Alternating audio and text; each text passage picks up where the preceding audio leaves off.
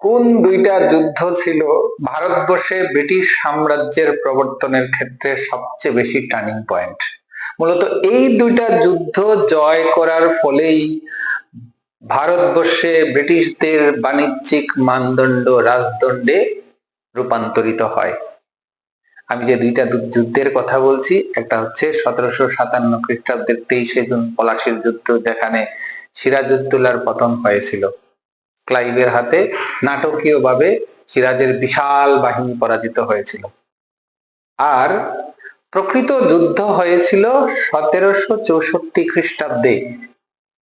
1764 খ্রিস্টাব্দে প্রকৃত যুদ্ধ এই কারণে, এখানে তিনটা বাহিনী পরাজিত হয়েছিল। এক, দিল্লির মুঘল বাদশাহ; দুই, অযোধ্যা সম্রাট; আর তিন, ক্ষমতাচ্যুত সম্রাট ছিলেন মীর কাসিম। এই তিনজনের পরাজয় ভারতবর্ষের স্বাধীনতার সূর্য সেদিনই অস্তমিত হয়, যা 190 বছরে আমরা আবার স্বাধীনতা পাই। এখন প্রশ্ন থাকবে, অযোধ্যার নবাব কে ছিলেন আর দিল্লির সম্রাট কে ছিলেন মীর কাসিমের সঙ্গে বক্সারের যুদ্ধে? নমস্কার।